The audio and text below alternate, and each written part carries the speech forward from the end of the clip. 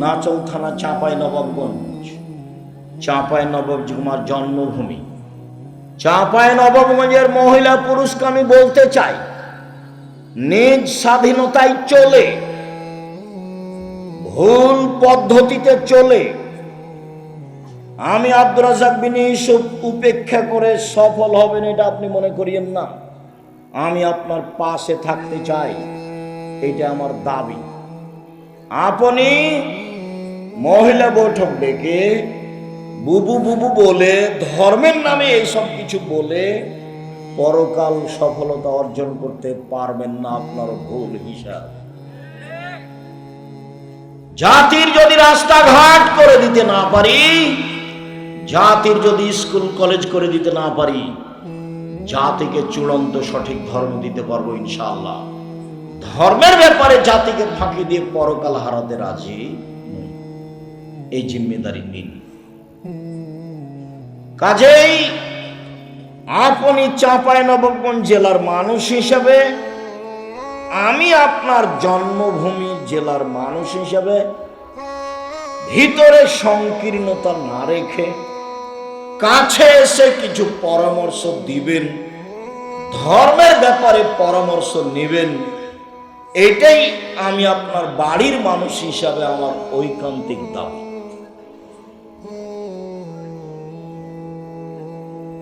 সম্মানিত দিনী ভাই বোন, দেশ বিদেশের বড় বড় বিদ্বান থাকবেন সেদিন 6 তারিখ 6-7 নভেম্বর।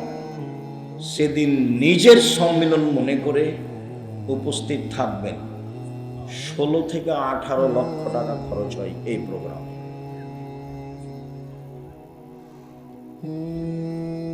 আমি জাতির সেবায় পিছে হটিনি।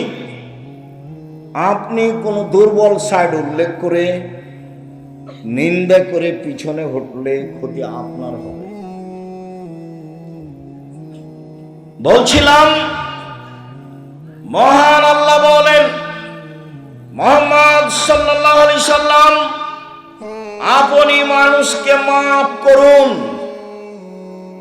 মুহাম্মদ সাল্লাল্লাহু আলাইহি সাল্লাম, আপনি মানুষের জন্য ক্ষমা চান, প্রতিশোধ নেবেন না। মহান আল্লাহ বলেন, আল্লাযীনা ইনফিকুনা ফিস সাররাই ওয়াদ দাররাই ওয়াল কাযিমিনাল গায়জ ওয়াল আফিনা আনিন নাস, ওরা জান্নাতি এক অসচ্ছল অবস্থায় দান করে যারা, বেশি টাকা আছে লক্ষ টাকা দান করে যারা, কম টাকা আছে 5 টাকা 10 টাকা দান করে যারা, তারা জান্নাতে যাবে। 2, আল কাযিমিনাল গায়জ, রাগকে দমন করে, রাগ দিয়ে বিচার করে না, রাগ দিয়ে প্রতিশোধ নেয় না, স্ত্রীকে গালি দেয় না, ভাইয়ের সাথে ঝগড়া করে না, দলাদলি করে মানুষের সাথে মারামারি করে না, মানুষকে জেল হাজতে দেয় না, মানুষকে নিয়ে মিছিল মিটিং করে না, মানুষের ক্ষতি করে না, মানুষকে মাফ করে যে সে জান্নাতে যাবেই। আফিনা আনিন নাস, মানুষকে মাফ করে যে সে জান্নাতে যাবে। 1, ধনী হোক গরিব হোক দান করে যে। 2, রাগ দিয়ে কাজ নেয় না যে। 3, মানুষকে মাফ করে যে, এরা জান্নাতে যাবে। একজন সাহাবী বলছেন যে সাহাবীগণ আল্লাহর নবীকে বললেন, আল্লাহর নবী বলেন তো, মা খায়রু মাউতিল ইনসান, আল্লাহ যে মানুষকে অনেক নিয়ামত দিয়েছেন তার সবচেয়ে উত্তম কোনটি? সবচেয়ে উত্তম নিয়ামত কোনটি? এই ছেলে, ওই ছেলেটা ভিতরে হাঁটছে কেন? আপনি খেয়াল করছেন না? আপনার পাশে ও তো কথা বুঝবে না, ও তো মনে করছে এই যে আমি একটু ঘুরে আসি।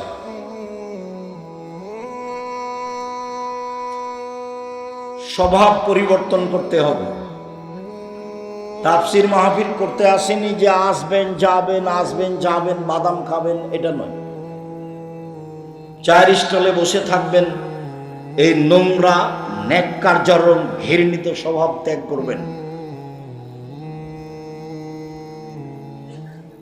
আল্লাহ রাসূল বলছেন, মানুষকে আল্লাহ যত নিয়ামত দিয়েছেন তার সবচেয়ে উত্তম নিয়ামত হচ্ছে ভালো চাল চলন।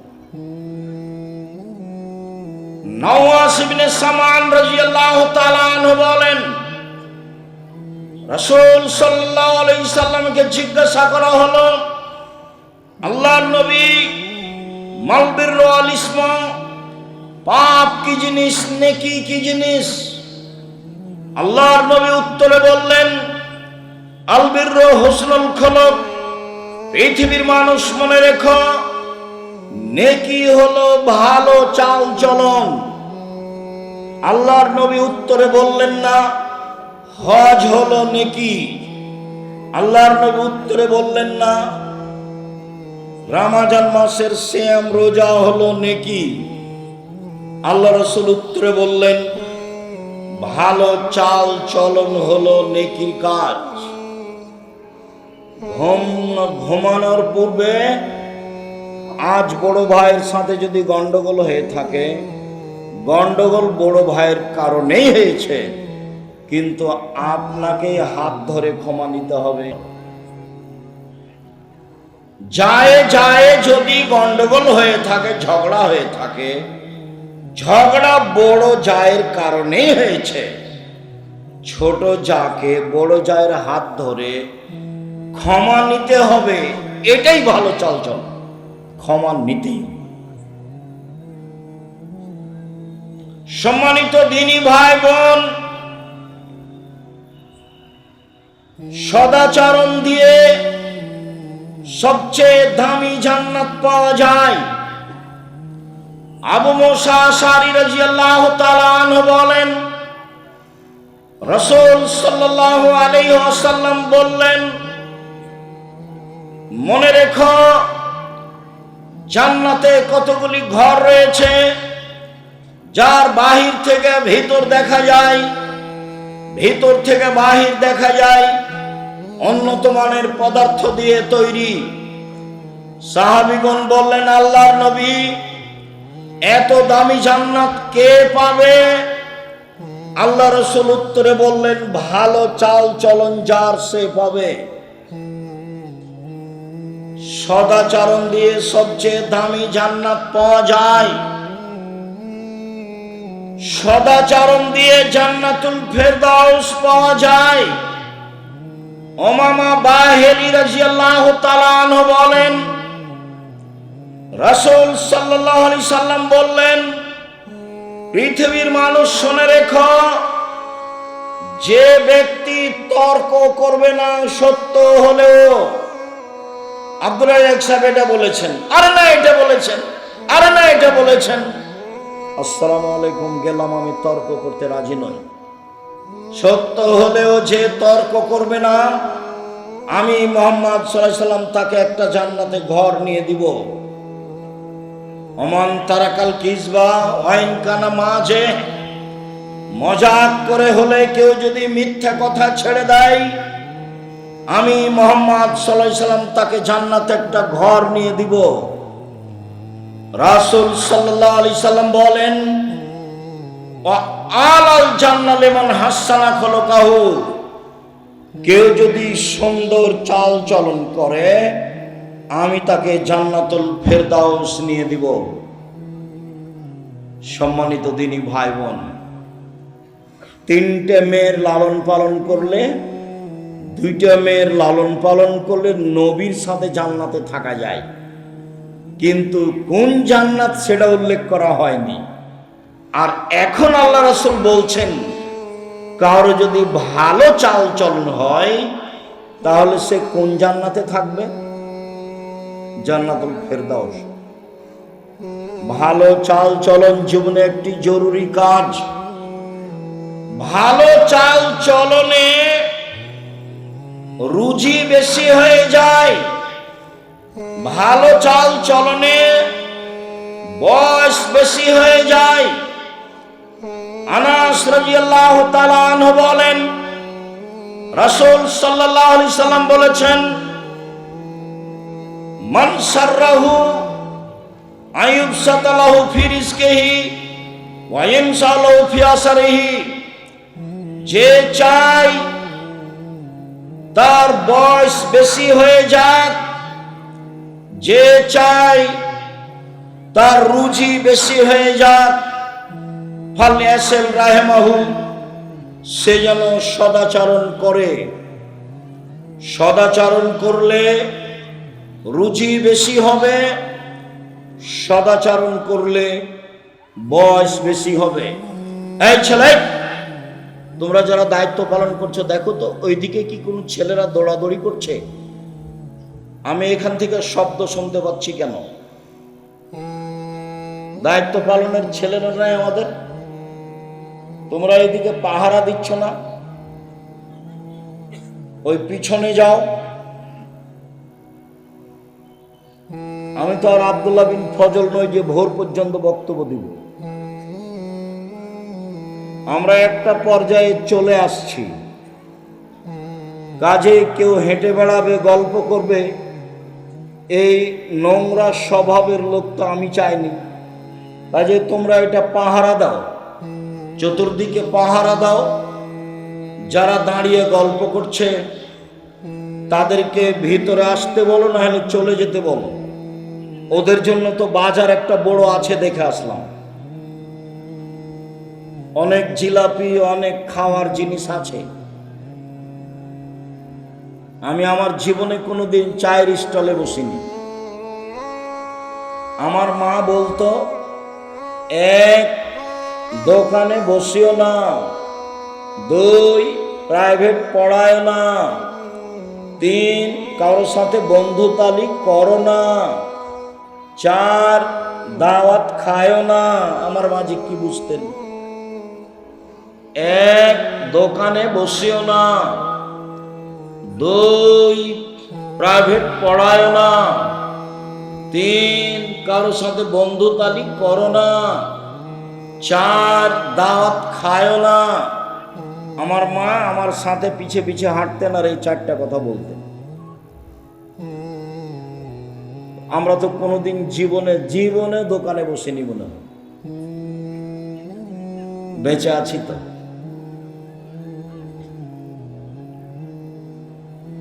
বেঁচে নেই, দাওয়াত খেয়েছি তো ছাত্র জীবন শেষ হলে, এখন তো দাওয়াত খাই। তবে অনেক সময় হিসাব করি আর কি। ছাত্র জীবনে আমার মায়ের কথাটা আমি বাস্তবায়নের চেষ্টা করেছি, যদিচ চারটার কারণে একটার আমার রহস্য আমার মা বলতেন যে যার সাথে দোস্তালি করেছ কয়দিন পরে ওর সাথে আর মিল খাবে না, তখন ও পেটে ছুরি দিয়ে পালিয়ে যাবে। এইটার রহস্য আমার মা বলতেন। বাকিগুলো আমার মা রহস্য বলেননি, কিন্তু বলার সময় এটা বলতেন এই চারটে। ইবাদতের জগতে, বিচারের মাঠে, নেকির পাল্লায় সবচেয়ে ভারী ইবাদত ভালো চাল চলনের ইবাদত। সবচেয়ে ভারী নেকি ভালো চাল চলনের নেকি। ইবাদতের জগতে সালাত একটি ব্যতিক্রম ইবাদত। নামাজ, সব ইবাদতের আপোষ আছে, সালাতের কোনো আপোষ নেই। যেমন রমজান মাসে সিয়াম ফরজ, রোজা ফরজ, কিন্তু আমি অসুস্থ, পরে করব, এই যে আপোষ হলো। অথচ রমজানের মাসের সিয়াম রোজা ফরজ, পরে করেন। হজ একটা ফরজ বিধান, তো এবছর করলেন না, সামনে বছর করেন, কোনো সমস্যা নাই, করেন। যাকাত একটা ফরজ বিধান, 2 মাস আগেই দেন, চলে, 1 মাস পরে দেন, চলে, কিন্তু সলাত একটা ফরজ বিধান, এক অবাক বিধান, যার আগে নয়, পরে নয়, অসময় নয়, কোনো সমস্যা মানে না।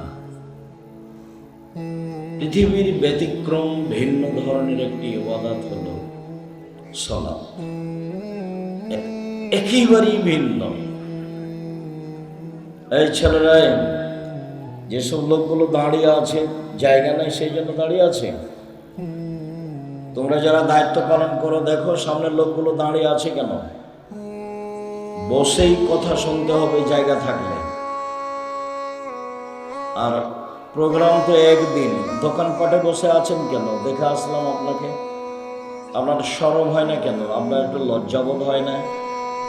আপনি তো এই জন্য এসেছেন, আর আমি আব্দুর রাজ্জাক বিন ইউসুফ আপনার জন্য এসেছি। আর আপনি মহিলা মানুষ, বেশরমা মহিলা, আপনি কি করে পুরুষের ওখানে যে বাজার করছেন, কিনছেন? স্বামী নাই, দেবর ভাসুর নাই, লজ্জাবোধ নাই, আপনি মহিলা মানুষ, আপনার শরম হয় না? আপনার একটু হায়া হয় না? আপনাকে একটু খারাপ লাগে না?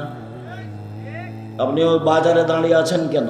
আপনার স্বামী নেই, আপনার বাপ নেই, আপনার বাপেরও লজ্জা নেই, নাহলে আপনি ওখানে মানুষের মধ্যে দাঁড়িয়ে থাকেন। আজকে বাজার করতে হবে কেন? আজকেই বাজার করতে হবে কেন?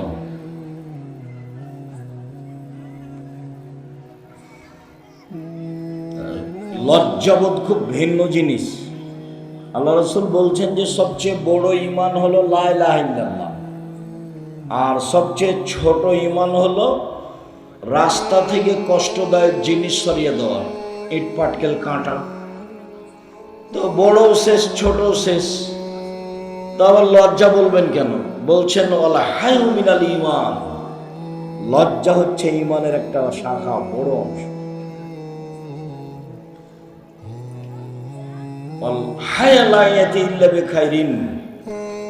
লজ্জা শুধু কল্যাণ ডেকে আনে।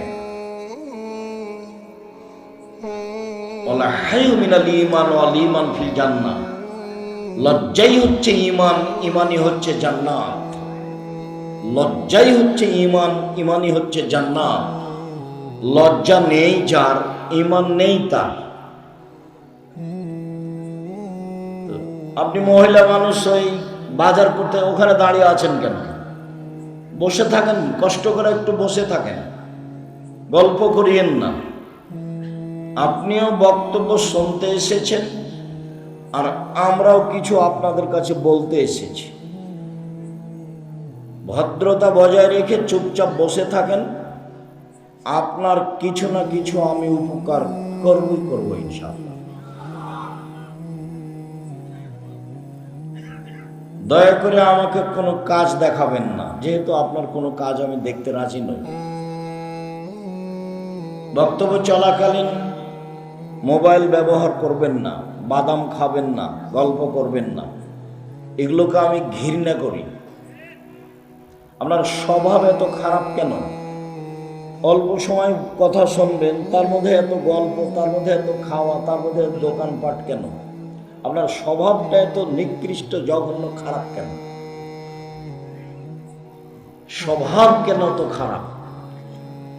দোকানে বসে থাকা, আড্ডা পিটা, ল্যাংটা বেটি ছেলে দেখা, এরকম এবার ইতর শ্রেণীর স্বভাব কেন? পশু প্রাণীর, গরু ছাগলের মতো স্বভাব কেন? ফিরে আসতেই হবে। ইবাদতের জগতে ব্যতিক্রম ইবাদত সালাত। অজু করে সালাত আদায় করতে হয়, তো পানি নেই, তো তায়াম্মুম করে করতে হবে। মাটি নেই, তো অজু আর তায়াম্মুম ছাড়াই সালাত আদায় করতে হবে। কেবলার দিকে মুখ করে সালাত আদায় করতে হয়, তো কেবলা বোঝা যায় না, এমনিতেই করতে হবে। দাঁড়িয়ে সালাত আদায় করতে হয়, তো দাঁড়িয়ে থাকা যায় না, তো বসে থেকে করতে হবে। বসে থেকে সালাত আদায় করা যায় না, শুয়ে থেকে করতে হবে। পরিষ্কার কাপড় পরে সালাত আদায় করতে হলে পরিষ্কার কাপড় নেই, পেশাব পায়খানা লেগে আছে, বলে তাতেই করতে হবে। পরিষ্কার অপরিষ্কার কোনো কাপড়ই নাই, উলঙ্গ হয়ে আছে, বলে এই অবস্থাতেই নামাজ পড়তে হবে। এক অবাক ভিন্ন ধরনের ইবাদত সালাত, যার সাথে মানুষের কোনো আপোষ নেই, এরপরেও সলাতের নেকি যত ভারী, এই ছেলে এটা খুলো তো, সলাতের নেকি যত ভারী, ভালো চাল চলনের নেকি তার চেয়ে হাজারো গুণ বেশি ভারী। ভালো চাল চলন কি জিনিস? হজের নেকি যত ভারী, ভালো চাল চলনের নেকি তার চেয়ে লক্ষ গুণ বেশি ভারী। ভালো চাল চলন কি জিনিস? ভালো চাল চলন সবাই বুঝে। কিভাবে বুঝে? মানুষে বলে যে লোকটার স্বভাব খুব খারাপ। কার কথা বলছো? আর তোর কথা বাদ দাও তো, ওকে দেখতেই ঘৃণা লাগে, ওর মুখ খুব খারাপ। এই দেখেন, মানুষ ভালো চাল চলন বুঝে। কার কথা বলছিল? ওই যে আহমদ, খুব ভালো ছেলে তো, স্বভাব খুব ভালো, আমাদের এখানে এসেছিল, খুব ভালো ছেলে। এই দেখেন, মানুষ মানুষের চাল চলন বুঝে, কোনটা ভালো আর কোনটা খারাপ। এটাই, এই কাজটাই ইবাদতের জগতের সবচেয়ে ভারী নেকির কাজ।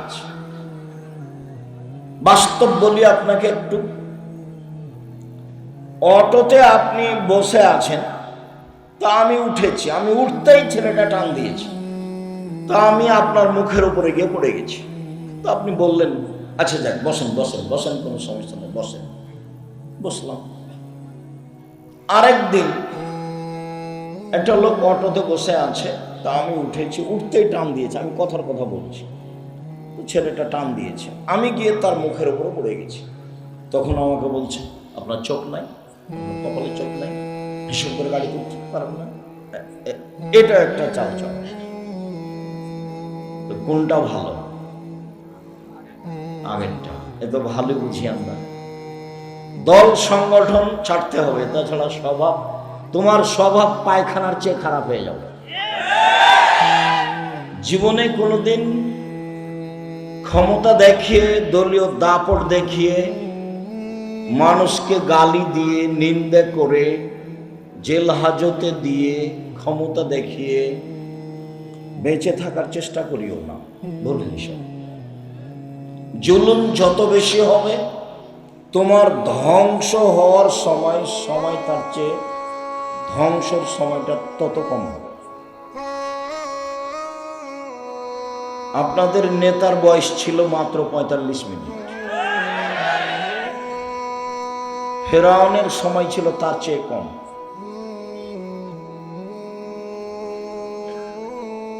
জুলুম, অন্যায়, অবিচার, ক্ষমতা, দাপট যত বেশি হবে, ধ্বংসের সময়ে ধ্বংস সবচেয়ে কম সময়ে হবে।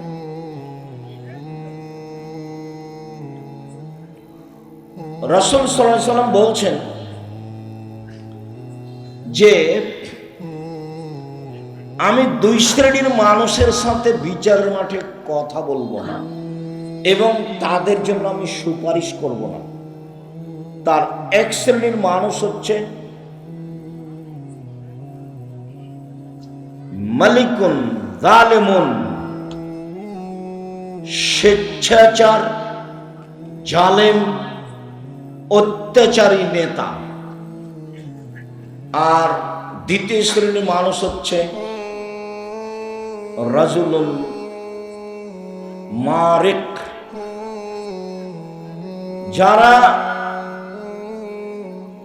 বিশ্বাসঘাতক, প্রতারক, ধোঁকাবাজ, মানুষের সাথে ধোঁকা দিয়ে কথা বলে, মানুষের সাথে ওয়াদা করে পূর্ণ করে না। এইসব মানুষের ব্যাপারে আমি বিচারের মাঠে কথা বলব না। এ কথা মুহাম্মদ সাল্লাল্লাহু আলাইহি ওয়াসাল্লাম বলেন। সদাচরণ, ভালো আচরণ, ভালো আচরণের নেকি বিচারের মাঠে নেকির পাল্লায় সবচেয়ে ভারী নেকির কাজ। বিচারের মাঠে হিন্দুদের পাপ নেকি ওজন হবে না। কেন? তাদের নেকি নেই। খ্রিস্টানদের পাপ নেকি ওজন হবে না। কেন? তাদের নেকি নেই। ইহুদিদের পাপ নেকি ওজন হবে না। কেন? তাদের নেকি নেই। যারা আকীদায় মার খেয়েছে বিশ্বাসে, যেমন কাদিয়ানি, যেমন শিয়া, এদের পাপ নেকি ওজন হবে না। কেন? এদের নেকি নেই। এই ধরনের যত মানুষ নিজেকে ভালো মনে করেছে কিন্তু আকীদা নষ্ট হয়ে গেছে, তাদের পাপ নেকি ওজন হবে না। ফালানুকিমু লাহু ইয়াউমাল কিয়ামাতি ওজনা, আমি তাদের পাপ নেকি ওজন করব না। ইউখাযু বিন নাওয়াসি ওয়াল আকদাম, তাদের মাথার সম্মুখভাগ আর পা একসাথে ধরে জাহান্নামে নিক্ষেপ করা হবে। ওদের কোনো বিচার নেই, ওদের কোনো হিসাব নিকাশ নেই। সম্মানিত দিনী ভাই বোন, আজকে আমরা প্রথমে একটা হাদিস পেশ করি, যাতে আমরা বুঝবো যে আল্লাহর নবী বলেছেন ভালো চাল চলনের নেকি নেকির পাল্লায় সবচেয়ে ভারী নেকি। আবু দারদা রাদিয়াল্লাহু তাআলা আনহু বলেন, রাসূল সাল্লাল্লাহু আলাইহি ওয়াসাল্লাম বলেছেন, ইন্না আসকালা শাইইন ইদাউ ফি মিজানিল মুমিনিল কিয়ামাত খুলুকুন হাসান। বিচারের মাঠে আল্লাহ রাসূল বলেন, বিচারের মাঠে মোমেন পুরুষ নারীর নেকির পাল্লায় সবচেয়ে যেটা ভারী নেকি রাখা হবে সেটা হলো ভালো চাল চলনের নেকি। যারা আপনারা মহিলাদের দায়িত্ব পালন করছেন তারা খুব সতর্ক থাকেন। আপনি মহিলা মানুষ, দয়া করে আপোষে গল্প করবেন না। আপনার কাঁধের উপর দিয়ে যদি কেউ চড়ে চলে যায়, মুখ খুলবেন না। হ্যাঁ করে এসেছেন গল্প করতে করতে আবার হ্যাঁ করে চলে যায় না। এগুলো হলো ঘৃণিত স্বভাব। আপনার স্বামী একজন কাপুরুষ, তার এটা প্রমাণ। তোমার বাপ একটা অযোগ্য বাপ, এটা তার প্রমাণ। নইলে তুমি মহিলা মানুষ সেখানে এসে হি হি করে হাসো, গল্প করো কেন? তোমার লালন পালনের ত্রুটি আছে।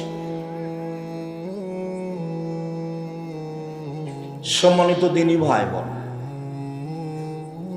আমার সাথে কথায় সাড়া না দিয়ে আপনি এক খেলে আমার দিকে চেয়ে থাকবেন, আমি আপনার কিছু না কিছু উপকার করব ইনশাআল্লাহ। বিচারের মাঠে সবচেয়ে ভারী নেকির ইবাদত হলো ভালো চাল চলন। আল্লাহ তাআলা বলেন,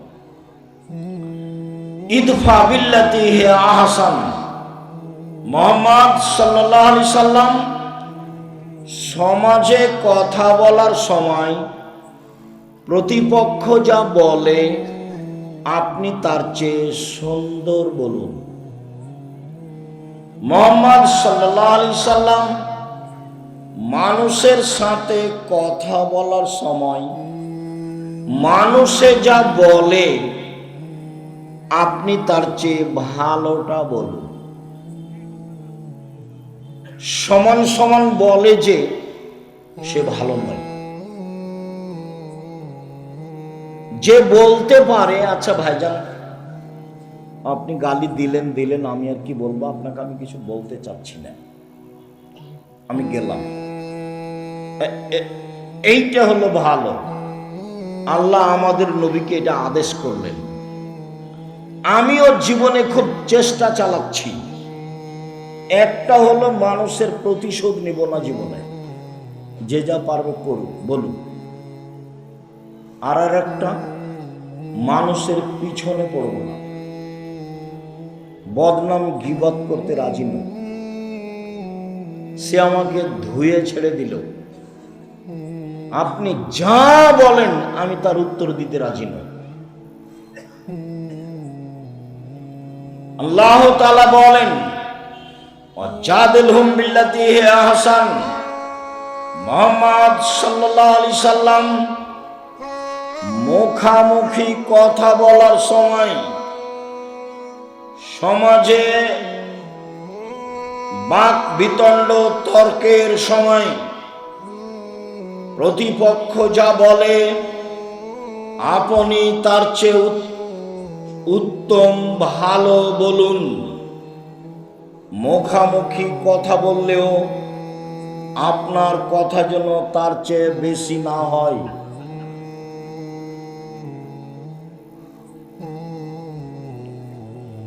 আল্লাহ তাআলা বলেন, ফাবিমা রাহমাতিম মিনাল্লাহ লিনতা লাহুম ওয়ালাউ কুনতা ফাজ্জান গালিজাল কলব লানফাজ্জু মিন হাওলিক। মুহাম্মদ সাল্লাল্লাহু আলাইহি সাল্লাম আল্লাহর পক্ষ থেকে বড় দয়া যে আপনি নরম আচরণের হয়েছেন, আপনার স্বভাব নরম,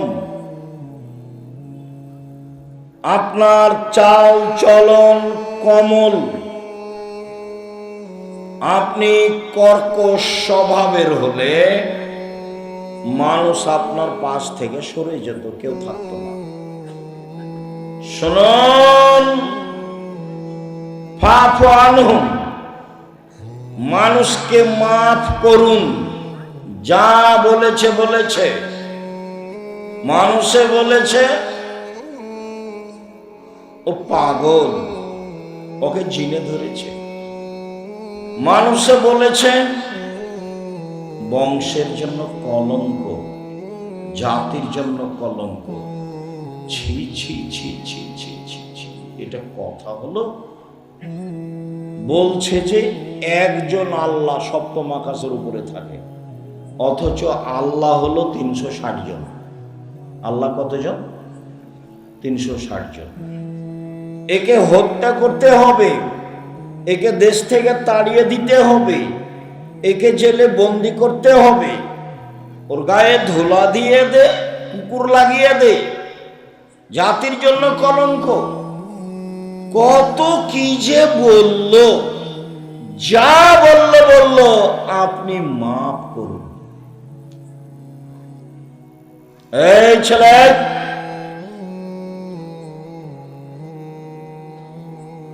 ধৈর্যের পরিচয় দিবেন।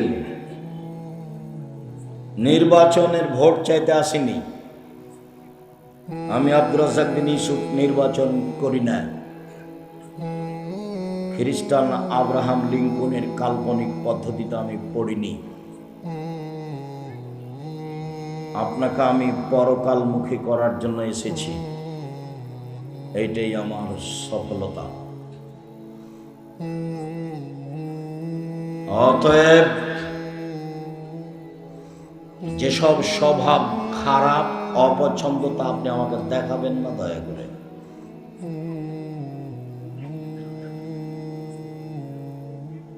মহান আল্লাহ বলেন, আস্তাগফির লাহুম, জনগণ আপনাকে গালি দিয়ে যে পাপ করেছে, সেই পাপের জন্য আপনি আল্লাহকে বলেন, আল্লাহ ওরা না বুঝে যে আমাকে গালি দিয়েছে, ওদের গুনাহ হয়েছে, তুমি ওকে মাফ করো। এর নাম চাল চলো। বলতে পাবেন না কাউকে গালি দিয়েছে, বলতে পাবেন না, এই তুই কে রে, ওকে মারাই তো লাগে 10 তো 20 টাকা দিব, লা মারাই। এগুলো হলো খারাপ স্বভাব, ঘৃণ্য স্বভাব, শয়তানি স্বভাব, এগুলো নোংরা আচরণ। মুখ খুলবেন না। এই ছেলে, তোমাকে বলছি, তোমাকে কয়েকটা কথা বলছি, ক্ষমতা দেখিয়ে বাঁচবান। ক্ষমতা দেখিয়ে বেঁচে থাকার কোনো লাভ নেই। মানুষের বাড়িতে কাজ করে খাও প্রয়োজনে, চকলেট বিক্রি করে খাও। আসলে আমি চকলেট বিক্রি করে খেতে বলিনি, আমি বলেছি কম পয়সার ব্যবসা করো, লোন নিতে হবে না, শ্বশুর বাড়ি থেকে যৌতুক টাকা নিতে হবে না, এই কথা আমি বলেছি। এই ছেলে, উপার্জনের চারটা পথ। একটা হলো দিন মজুরি, সন্ধ্যায় টাকা শেষ হবে।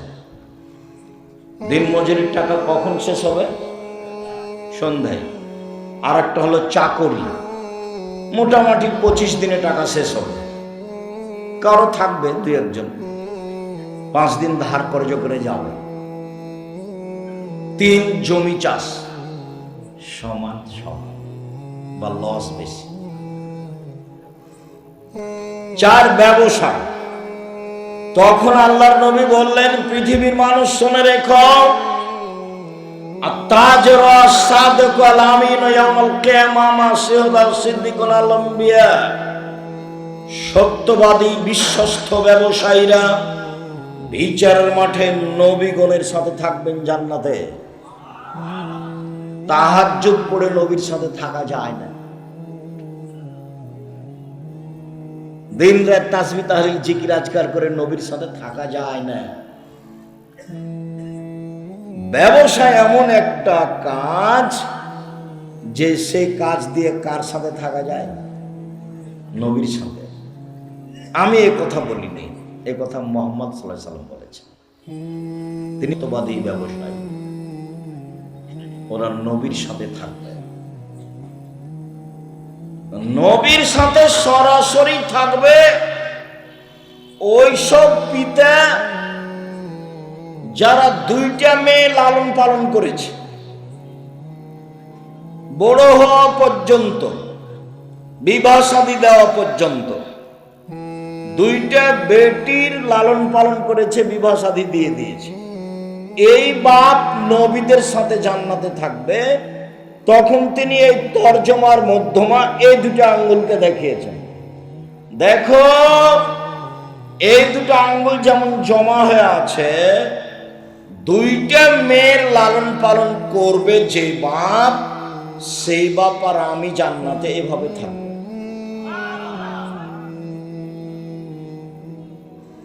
আপনারও তো 2টা-3টা মেয়ে ওই যে বাজারে বসে আছে, বলেন কি হবে? জবাব আমাকে দিতে হবে না, জবাব আপনাকে দিতে হবে। জবাব দিতে হবেই, প্রস্তুতি নেন। আপনি বুঝতেই পারেননি যে ছেলে মেয়েকে লালন পালন করতে হয় কিভাবে। আল্লাহ নবী বলছেন যে মান কানাত লাহু সালাসা বানাত, কারো যদি 3টা মেয়ে 3টা বেটি থাকে, ফাআল্লামাহুন্না, তাকে যদি বিদ্যা শিখিয়ে দেয়, ওয়া আদাবাহুন্না, তাকে যদি শিষ্টাচার শিখিয়ে দেয়, ওয়া যাওয়াজাহুন্না, যদি তার বিবাহ শাদী দিয়ে দেয়, ওয়া আহসানা ইলাইহিন্না, যদি তার সাথে ভালো আচরণ করে, তাহলে বিচারের মাঠে বাপ আর জাহান্নামের মাঝে মেয়েরা থাকবে। জাহান্নাম থেকে ওইদিকে, আর বাপ থাকবে এইদিকে, আর মধ্যে থাকবে মেয়েরা। মেয়েরা বলবে আমার বাপকে জান্নাতে দেন, তারপরে কোন কথা। আমি এ কথা বলিনি, এ কথা মুহাম্মদ সাল্লাল্লাহু আলাইহি ওয়াসাল্লাম বলেছেন। আপনি নিজে পড়তে চাইলে আদর্শ নারী বইয়ে দেখেন, আদর্শ পরিবার বইয়ে দেখেন, উপদেশ বইয়ে দেখেন। দিন রাত এখানে সেখানে পয়সা খরচ করেন, এখন বই পুস্তক কিনেন কিনা আল্লাহই ভালো জানে। তবে মনে রাখবেন, জাতিকে কোনোদিন ফাঁকি দিনি। মুখে কলমে মিডিয়ায় জাতির সাথে আছি। জাতিকে কোনোদিন ভুল পথের দাওয়াত দিনি, কোনো স্বার্থ নিয়ে দাওয়াত দিতে আসেনি। 90 সাল থেকে মাঠে আছি, নিজ প্রয়োজন জাতির সামনে কোনোদিন পেশ করিনি। পয়সার বিনিময়ে জাতির সামনে কোনোদিন দাঁড়াইনি, জাতির কাছে কোনোদিন মাথা নত করিনি। মানুষের পয়সা নিয়ে আমাকে বাঁচতে হবে এই হিসাব আমি কোনোদিন করিনি।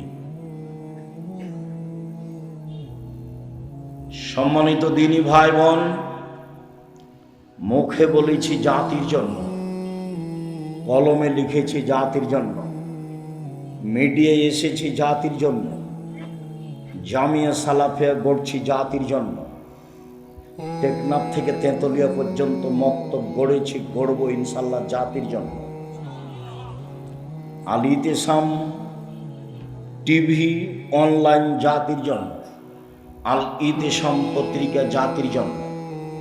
এতে আমি কোনোদিন কোনো স্বার্থ ভোগ করিনি। আমি আপনাদের জামিয়া সালাফিয়া পড়িয়া বেতন নিই না। আমি জামিয়া সালাফিয়ার কাছে ঋণী নই। আমার মনে বড় সাধ, এই দেশের মাটিতে আমি উন্নত মানের প্রতিষ্ঠান গড়বই ইনশাআল্লাহ। যেখানে ছেলে মেয়ে বাংলা, ইংরেজি, আরবি উন্নত মানের শিক্ষা অর্জন করে জাতির অন্যায়ের বিরুদ্ধে লড়বে, মুখে কলমে মিডিয়ায় লড়বে। শুধু আপনার স্বার্থে দেশ বিদেশ থেকে শিক্ষক নিয়ে এসে রেখেছি, যাদের মাসে বেতন লাগে 40 লক্ষ। শুধু খালি এক মাসে বেতন লাগে 40 লাখ। অতএব আপনি বই পুস্তক পত্রিকা সবকিছু মূল্যায়ন করবেন, এটা আমার ঐকান্তিক দাবি। সাথে সাথে কোন থানা এটা?